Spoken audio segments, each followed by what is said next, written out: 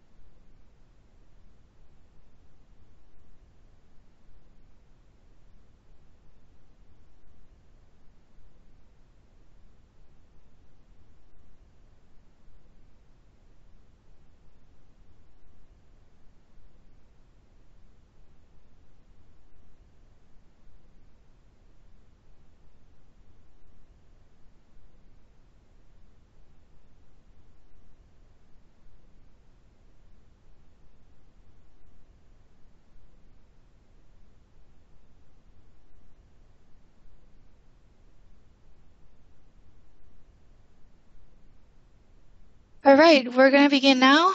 If more people join later, that'll be fine. So hello, everyone. Thank you for joining the OSS, the Partner Community Call Kickoff Call. This call will be recorded, just a reminder. We will be making the deck available on the Yammer group, and the recording will be available through the events registration page in a couple of days. So let's just jump right into it. I'll be your moderator, Sarah Van Hamberen, and let me pass it on to Tim Walton to start off the call. Tim, are you there? Yes, I am. Thanks, Sarah.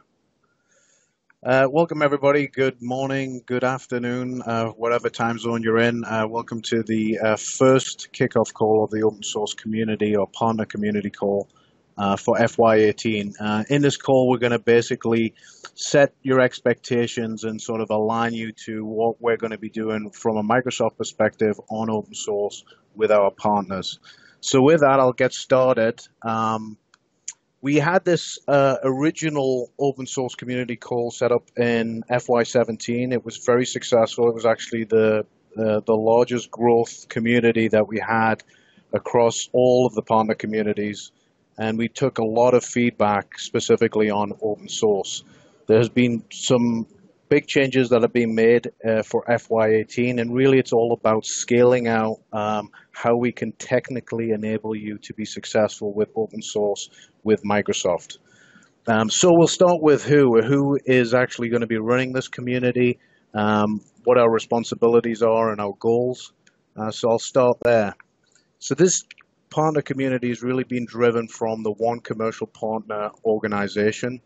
And when you think about the one commercial partner, it's essentially broken out into three different items, which is the build with, the go to market with, and the sell with. And so Microsoft, from the one commercial partner organization, is strictly focused on the success of the partners on those three pillars.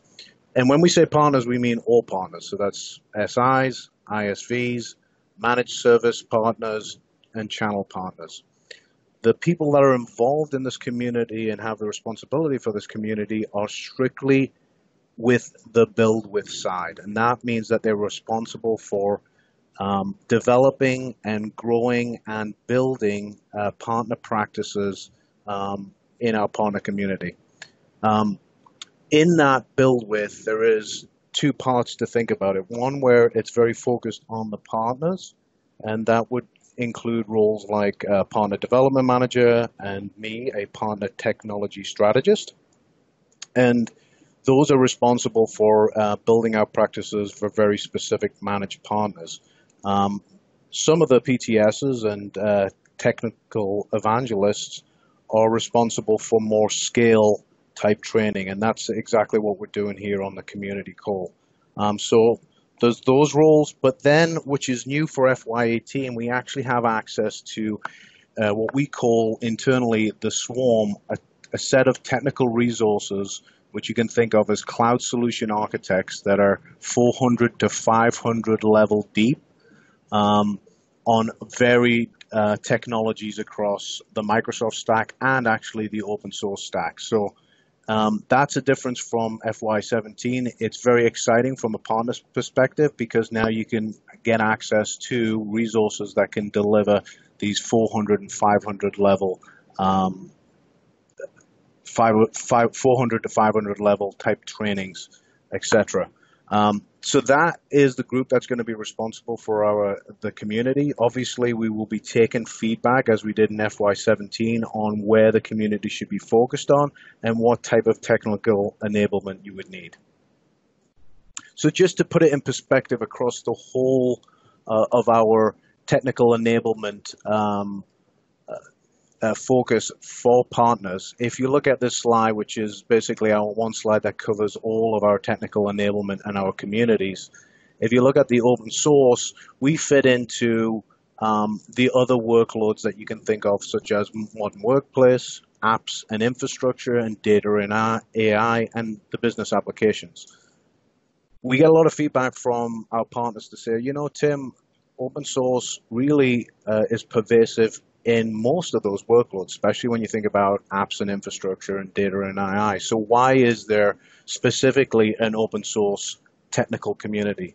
And the reason why we've done this is it's essentially a new muscle that we're building. We found that some of the partners that we work with in FY17 actually liked that there was one place to go where they could get technically enabled on open source across all workloads. And so that's really what our focus is going to be. Even though that some of the training we'll go over may be to do with apps and infrastructure or data and AI, we're going to be very specifically focused on open source. So just a quick update on the types of resources that are available. Obviously, you have the one commercial partner team, which can help you on your open source enablement. There's also, we take feedback from C&E or the product group on what are the types of technical training should the partners be enabled. And we also take feedback from the global black belts, specifically the open source global black belts, on what are the certain workloads that customers are interested in and that partners need to be able to deliver offerings based on those. So they're really essentially the different areas that we take our feedback and build out this technical enablement. And obviously, the number one feedback loop is you, the partner, on what areas we should focus on. There is a new resource that we've sort of developed for FY18, which is the Cloud Developer Advocates. It's important for you to understand this from an open source perspective. The feedback that we got from our OSS community last year was most open source is derived out of community work. So engineering and marketing made a significant investment in bringing together community or open source community leads under the umbrella of what we call the cloud developer advocates. And they're really focused on enabling the community, specifically, I would say, around open source, whether that's Linux or whether it's Java or whether it's data and AI with a specific open source focus. These cloud developer advocates are there to drive the community and build that community of open source, specifically thinking about Microsoft. So the reason why I bring this up is very important for partners and when you're talking to customers. Some of the names that you'll see here, and we'll post the actual link where you can get all of those cloud developer advocates after the call. Some of these are obviously well-known names in the open source field. It's very important that you evangelize this with your customers to make sure that they know that Microsoft is an open cloud and that we're building that community and we're giving back on a lot of engineering work and also best practices that we're developing, and that would come through these cloud developer advocates. So it's important for you to know that as a resource. Again, we'll send out the link where you can look through and peruse those different cloud developer advocates. But I strongly recommend that you evangelize that investment that we've made for FY18. So the question that we really want to, and I was just actually looking through, hit refresh, is one of the things that we need to answer is why are we so focused on open source and why have we got this community? We started last year on a deep feeling from what came out of the global black belt team on open source that something needed to be done to enable partners to get in front of this open source opportunity. We really didn't have any empirical evidence on that, but through the work that we did in FY17, now we begin to understand why open source is very significant. Really, open source is what our customers are looking at as a main technology to enable them to do digital transformation. If you look at some of these stats that we have on the slide, right, 41% of decision makers say that increasing use of open source is a high or critical priority, especially when they're thinking about doing something like driving modern applications, etc. So the customer is really looking at open source to enable that digital transformation. And what I believe is the reason why this is, if you think about it, when we look at the cloud is changing the way customers can do this digital transformation. It's doing it because of the reduction in acquisition costs. It's very easy for you to spin up a new program in the cloud. If it's not successful, there's no usage, so the cost is minimal. But they also look at open source to help enable that. There's very little risk of lock-in when you begin to use open source technology to build your next generation applications. It also is easier to acquire. Some of these community editions of certain software, whether it's a Linux distro or some other middleware type application, are little to no cost. And so they can begin to use it, test it out, and develop this next generation application or perform their digital transformation. So open source and open source software is becoming the #1 tool for that. And then they're looking to partners to help them do that digital transformation with these open source tools. More specifically, when we were testing that out last year in FY17, we were working in groups called the Partner Development Unit. And specifically, we were focused on open source with a certain set of partners. What we found out of all the major workloads, and when we think about it in FY17, that was cloud application development, data platform and analytics, cloud infrastructure and management, we had this test of open source. What we found is open source actually drove about 18% of the consumption from all of those different workloads. That's very significant if you think about it, that it really wasn't a fully funded execution on open source. And partly that's because you as the partner that are out there, you probably already have an open source practice and you're delivering that those skills and that IP and that offering to customers, and we just simply weren't aware of it. So it drove significant consumption. What was more interesting was we found that the partners that had focused on open source for some of their offerings in FY17, they actually grew twice as much as other managed partners that were focused on certain other areas. Now, the reason why we believe this is because, again, that digital transformation conversation with a customer, they normally start off with open source. You know, we obviously have some PaaS services and some of our SaaS services that we provide, but they tend to start off from an open source perspective, and the growth was actually phenomenal. One of the partners that we onboarded and brought into the open source practice became the open source partner of the year, and they drove considerable Azure consumption through this. So there's definitely statistics to prove that if you are a partner and you're doing open source, that you need to engage with this community so that we understand what your capabilities are, and then obviously deliver a lot more opportunity to you. So when we say open source, the feedback I get most of the time is, Tim, open source is a massive umbrella. What do you really mean when you say open source? And what we're going to focus on today is trying to explain or articulate to you what is important to Microsoft when it comes to open source. So again, the feedback that we got going through FY17, what really resonated with the customers in FY17 was this journey that they went on to open source, which is getting started with simple infrastructure as a service workloads, so IaaS workloads, VMs, Linux distros, and then moving them into the cloud, right? That was normally the first type of skill that we needed from partners. That was what customers were asking for. Then we would do some more complex infrastructure as a service workloads in the cloud utilizing open source technologies. Then what we found happened very quickly afterwards was the partner was then asked to optimize this, or as some people say, PaaSify this solution by extending it with platform as a service. So that you can think of that as like our app services, PaaS platform, and maybe our open source databases as a service.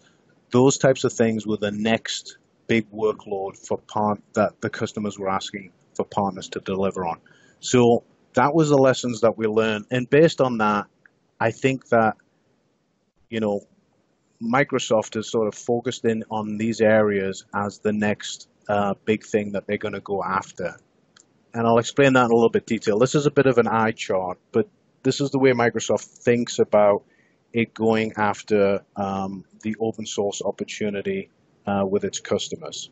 When you see this acronym where it says PST, it really means what our plays are going to be, our go-to-markets with our customers on open source. So it breaks down as it's a play. If the play is a cloud infrastructure and management, we're then going to have certain solutions that are going to be out there that will drive success with the customer, and that ultimately ends up with a technical scenario. What I want you to pay attention to here on the slides is the columns that say A10 and open source solutions, or OSS. If you look at that and then focus on the dots that we're showing here, this really represents to me and should represent to you as a partner on areas of focus that marketing and the field will have when it comes to selling open source on Azure. So think of, let's take an example here. If we look down here at the bottom of the slide where it says Azure OSS Red Hat or Red Hat on Azure, if you look at those dots, it is an Azure, when it says A10, that means an Azure 10, so that there's 10 players that we're going to be focused on Azure. That is a funded go-to-market for Microsoft. So that means the field is very aware of this play, and also there could be incentive funds for the partner and also for the customer. So when you see these dots, you've got to remember that our field, the Microsoft sellers, are going to be very focused on those scenarios. So the Red Hat is a great example. It's an Azure 10 go-to-market. It is also an open source go-to-market. When we say Red Hat, we don't just simply mean Red Hat Enterprise Linux. We also mean things like their PaaS platforms, such as OpenShift. So when you look at this, what I want you to understand is where those dots are focused, and especially where you've got two dots that are aligned, you need to understand that Microsoft and the field is very motivated on driving solutions for that. So the next question the field will have is, I want to pursue Red Hat on Azure. The next question they're going to have is, which partner do I go to? Because it will not be Microsoft, right? In the very few exceptions, it will be maybe our global black belt team, but that's minimal. It's really going to be a partner play for the Microsoft field, our sellers, the Microsoft sellers with their accounts, to look for a partner to deliver that expertise and that offering. And as you can see, we have this for cloud infrastructure. We also have it for cloud application development. That's actually being now folded under application infrastructure. I won't go through all of them. Again, the slides will be available after the call. But it's important for you to know that these are our go-to-markets. So in other words, there is a go-to-market campaign. They could be incentive funds for the partner or customer. And you should be aligned to these go-to-markets because it's what our sellers are going to be wanting from partners. Finally, another thing to be aware of as a partner, as I worked with partners last year in FY17 to find out which partners would be a good fit for open source, we actually looked at ISVs. And obviously they're great go-to-market, but also who are the SIs or the solution integration partners of those ISVs? Here on the slide, you can see who our go-to-market ISVs are. So there are things like Red Hat, SUSE. We have Docker and Pivotal on the application innovation side. And then when it comes to big data and analytics, obviously we're partnering with Cloudera, DataStax, and Hortonworks. The thing to remember about this, and it's important, if you are a partner that is a partner of one of these ISVs, it's very important that you evangelize that to Microsoft, whether that's the OCP or the field sellers. The reason why this is there is actually a co-sell opportunity for this IP or ISV for our field. So they're very motivated in looking for solutions for their customers to deliver this type of solution. So if you're a DataStax customer or you do Pivotal Cloud Foundry, it's very important for you to notify the one commercial partner and to also notify the field that you do this. Like I said, we're very motivated in making sure that we deliver solutions with these ISVs. So our OSS Community Goals have slightly changed from FY17, and it's specifically with the feedback that you've given us. We want to focus on technical enablement. In FY17, we did a lot of overviews of open source on Azure in our community call. The feedback that I got from partners was they need more. So they need more deeper technical enablement. And so that's one thing that we want to focus on. We want to be able to deliver through OCP and worldwide, and actually our engineering teams in Azure, partner-specific training and Hackfests to ensure that they have that deep level training. And we'll actually give two examples of this towards the end of the meeting and give you some very specific call to action.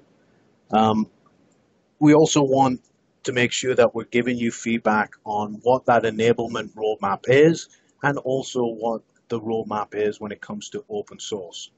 And then obviously we want to make sure that we align you as a partner to those go-to-markets that we just viewed over the last 3 slides so that you will be successful and in demand by Microsoft to deliver solutions for our customers.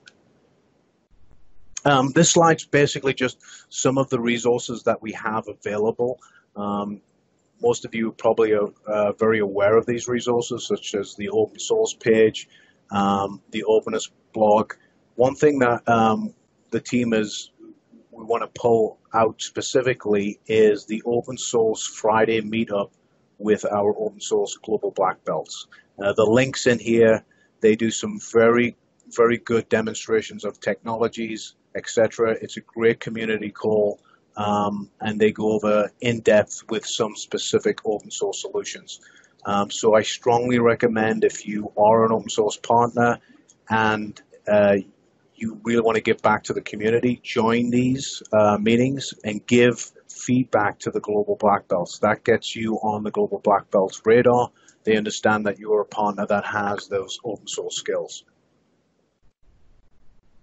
Again, this is just an overview of our community and the type of resources that we're going to have. Obviously, we'll have our Yammer community where you can post questions, and that is actually quite critical, that you get involved with Yammer and give us feedback. One thing that we did last year in FY17 is we were focused on Azure Container Services. We wanted feedback actually on orchestrators for containers, which we'll actually talk about in a few minutes. But the feedback actually that you give us in the community was very telling, actually. Most of the community wanted to focus on Kubernetes. At that point, when we announced ACS, Kubernetes was not actually even in it. But the feedback we got was very strong from the OSS community that Kubernetes was the way you wanted to go on the orchestrator, and we've actually seen that this year. So the community was dead on right that was probably the area that we should have focused the most. And then obviously we'll do blogs every month, focus on some very specific open source solutions, and then we'll do the call as we're doing this month. Just a quick slide here on the Next Inspire, so our partner conference, which is going to be in Las Vegas in July. If you haven't, register. We will be there. We'll be there with representatives from product and engineering and also marketing. So I strongly recommend that you register for that. So for the next set of slides, and what we want to focus on is that thing that you've asked the most that we saw last year, which is deep training on a specific open source solution.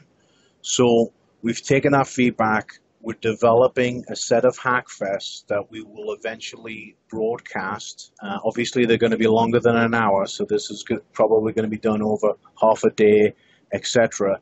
But through OCP, we're going to deliver some very deep trainings, and I'll hand over to Tommy Falgu to go over what we're developing as far as enablement or technical enablement for you, the partner, that you can use and then re-deliver to your customers. So with that, Tommy, are you there?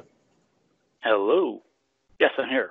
Hey, Tommy, yeah, if you could just go over some of the work that you're doing on some of the Hackfest that you're working with the Global Black Belts, and how we can enable some of our partners out there on some of these important open source solutions.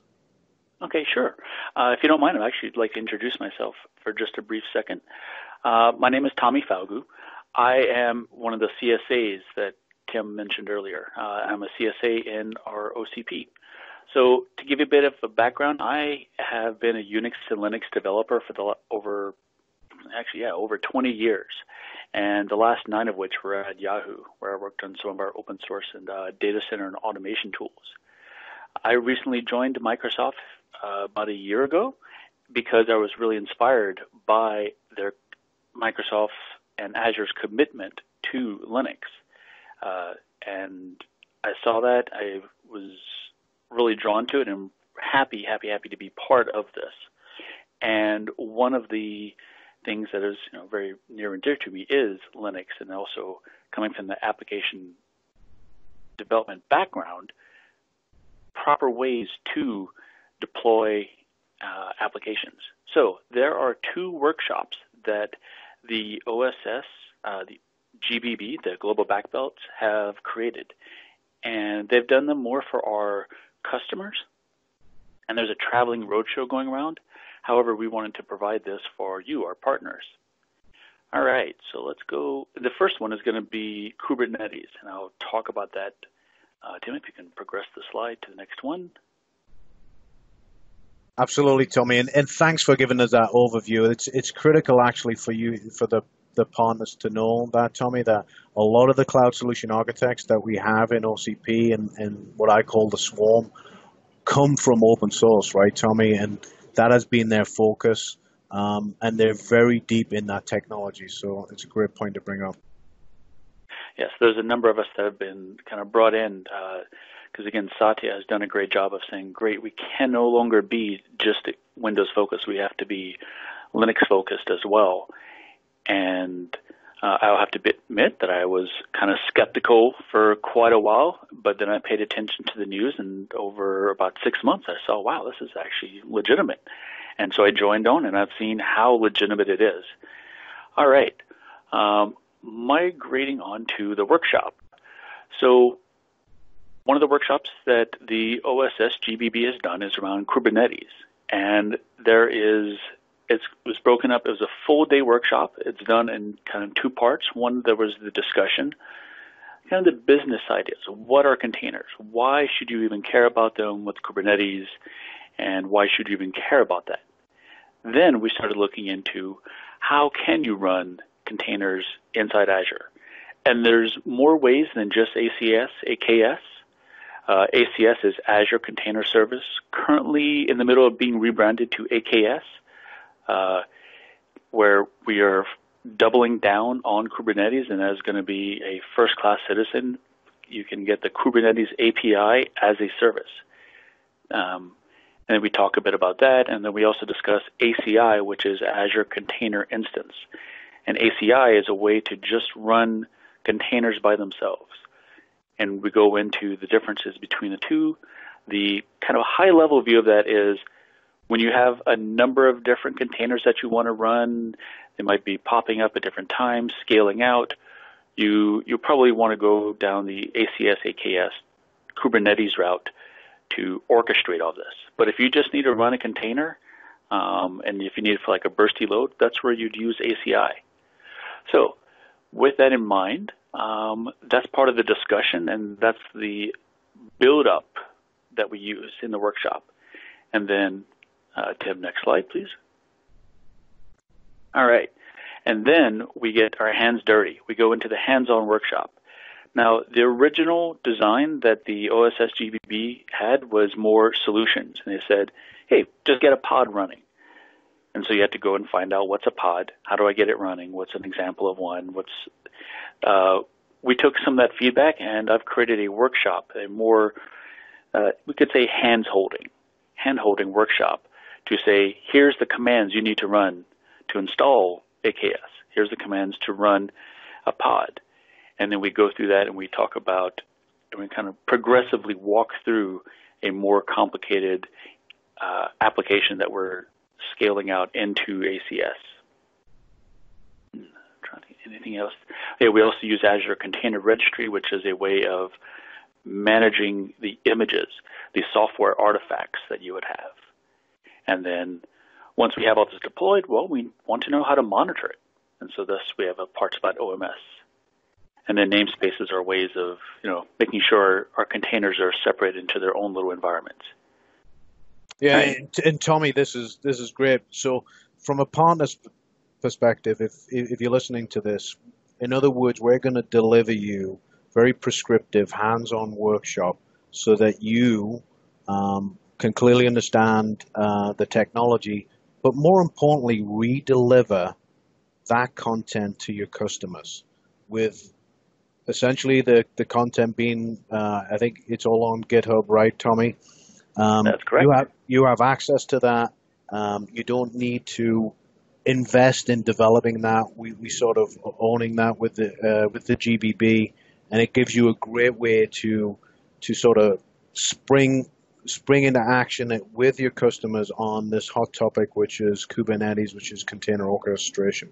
So this is good. I think this will be of value to you. We definitely want your feedback, but I think this is going to be a great value to partners. Yeah, and also thank you for reminding me about GitHub. Everything that we're doing is on GitHub. The materials, the slides, that workshop I was talking about, it's all there. So, if you, hey, Tommy, I found an issue with your walkthrough, great. Please open up a PR. Let me know about it. Because we want to make this and kind of have a live document that we're continually improving as new features come out.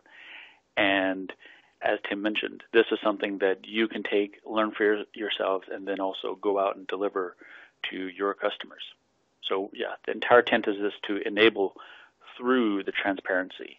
And the way we want to do it is first build up your confidence, build up your confidence in saying, I can now install these Kubernetes. I can now install Kubernetes inside Azure. And then we want to build your competence, which is through those more open-ended solutions of, all right, now I need to go and explore this myself of how do I just get a pod from scratch without doing a walkthrough. And so we provide both of those types of options. Yeah, and so I think this is definitely going to be the differentiator, I think, for this year on FY18 on open source is the ability for us to do these type of Hackfests to really enable you technically. I think it's of huge value what Tommy and his team is working on for this. And then the other thing you got to remember from a partner's perspective, our certification requirements, right, Tommy, is changing. If you actually look at the new updated certification requirements for infrastructure, for example, you need Kubernetes skills and container skills, right? So this isn't just specifically from our OSS community and focusing on our customers. Obviously, we should always be focused on that, but it also is going to enable you technically for those certifications. I believe if you go through this and what Tommy has developed, when you go to that section for certification, you're going to fully understand what's going to be required. You'll pass that certification, or at least that area, right, Tommy? Exactly. So yeah, again, it's there to help enable you to be more familiar and confident and competent in that. All right, and then we have one other workshop that is, funny enough, they're doing the train the trainer as we speak right now. So I'm kind of taking a break from that to talk about it, and it is the Linux lift and shift. And so with that, we're talking about taking live running VMs or what have you and migrating them to Azure live. And this is using Cloud Endure. And they end up, we can go into details about Cloud Endure versus Azure Site Recovery, but then using that for the actual migration, and then also using Stratazone for performing some of the analytics of, all right, what are the types of applications this is running? What do they communicate with?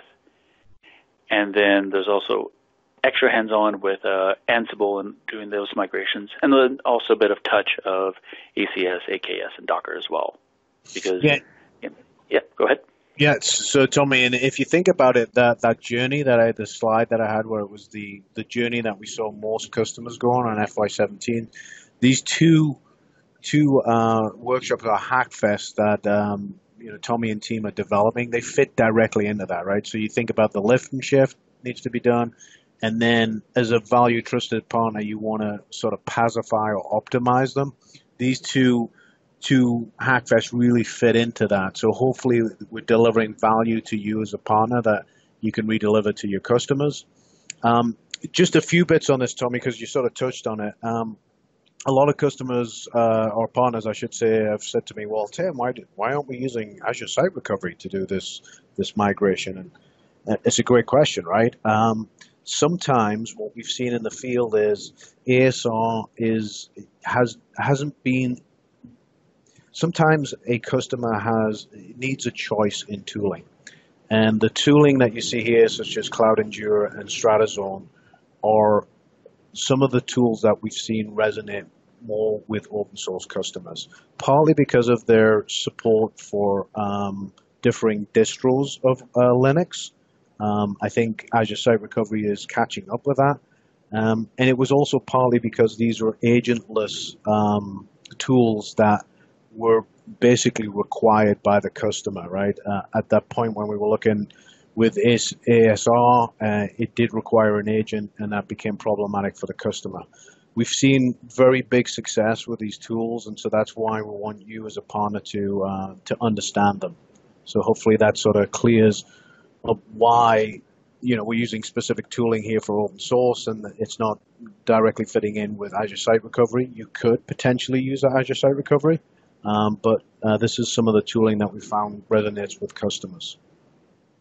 Yep, and the brief answer that we got was, to kind of summarize it, that there's also Azure Migrate, and Azure Migrate doesn't let you migrate from other clouds to Azure, and that is something that Cloud Endure does allow, because it does do a block level copy.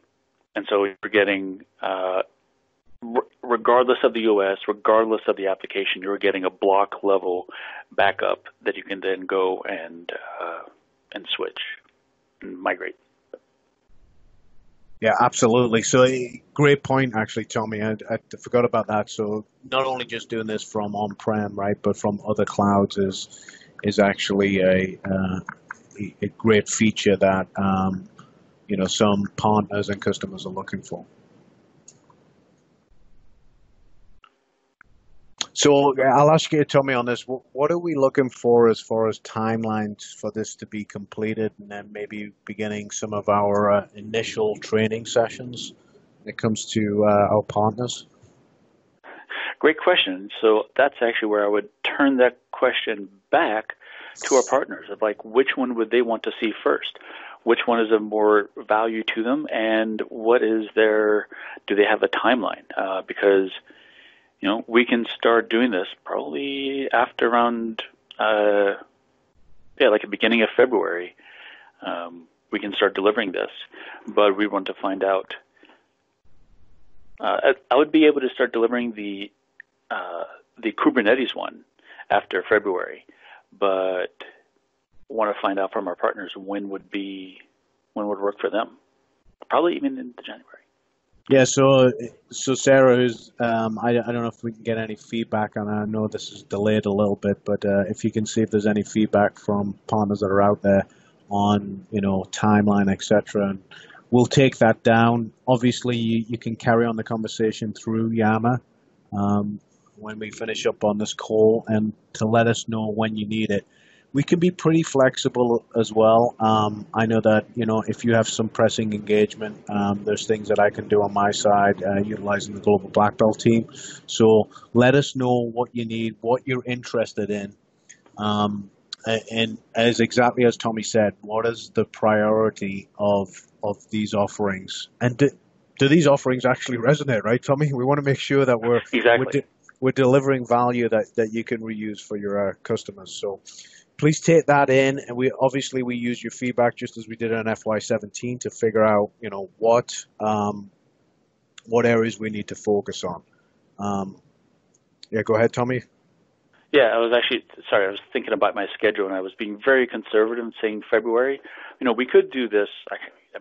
For the Kubernetes one, this is almost ready to go now, but I figure with everyone's schedule, the right. February timeframe might work out. We could probably even do it at the beginning or middle of January, because I don't know how everyone else's schedule is, but that's a downtime for me, so that could be good. Yeah, and that's the way I want the partners to think about it. Think of this as a scale motion, right? We want to do this through technology, like we do internally, right, Tommy, for our readiness, where it's all run remotely, and we can get you guys trained up, and as many of you trained up as possible. So that's our goal. We're going to not just do this type of training. This is very specifically coming out the OCP because we've seen such demand for it. There's also going to be a lot of technical enablement that comes out of Cloud and Enterprise and the engineering team, specifically on open source. What we're going to make sure that we do within our community through the Yammer group and through our community calls is give you an update on what some of those trainings are going to be. But you can imagine they're going to be very much aligned to what those plays are going to be for our marketing. Because the feedback that we get from our field is they want a partner to be able to deliver on those players, sales, and technical scenarios. Sorry, I should say players, solutions, and technical scenarios. So we'll be giving you an update. We actually touched base with CNE today, there will be some new open source training that will be coming out, which hopefully we should be able to give you an update maybe in the next community call, and it'll be very specific to those scenarios. So think about that. We'll be posting those, like I said, on the Yammer group. But we need your feedback on anything that that is a focus of what your customers are asking for. Tommy, do you have anything else on the on those workshops that you've developed? No, I'd just be interested to hear people's hunger and interest in this. Yeah. Now, and this is where we definitely need the feedback. So again, through the Yammer community, give us that feedback. The one thing I would say that I got a lot of feedback on last year, and we worked on, was DevOps. If you have a look at my blog posts for last year, DevOps was a huge focus. The problem that we had with DevOps as far as technical enablement is there is a lot of DevOps tools out there, right, Tommy? And it's hard to specifically focus on one, or, there's just so many out there. But if you look at what Tommy's done here and what we're trying to do with these Hackfest, is we actually begin to introduce some of those DevOps tooling into it. So to me, the DevOps piece sort of fits into what we're going after when we say, infrastructure and app modernization, in my mind. But I want your feedback on that, because DevOps was very popular within the community. So I'd love to know what your feedback is on that. The other thing that we haven't touched, which actually drives more consumption than any other workload, is open source data. So big data platform or AI, machine learning. It's critical that we get your feedback for that, and it's something that we want to focus on in our next community call, or maybe a Hackfest. You may have seen in Ignite, I think it was Ignite, that we announced Azure Bricks, which is built upon open source technology. So give us your feedback, even on the data platform side, and we'll either get that pushed through our data platform community, or we'll do it here on the open source. So Sarah, I'll just check, is there any questions that we're getting coming through? No, nothing so far, but then again, we might have them through Yammer. That's good. So I think we're good. We really, and Tommy, I almost made it through the whole community call without saying landing, but I think we did land the workshops. Again, if you are familiar with what the GBB has done with these workshops, these are going to be a little bit more detailed and more prescriptive, which is what the partners have asked for. So they can get more detailed themselves and then re-deliver them to the customers. So they're based on the same thing, but more detailed from a partner perspective, to ensure we get the good enablement. We want to make sure that that these are going to be out there. It is going to be available, and we'll do a one-to-many training session to get you trained up on this. And then remember, the goal of our community is to make sure that you are technically enabled for open source. So we'll be always publishing any training that becomes available, and also developing further Hackfest that we think will be useful for the community.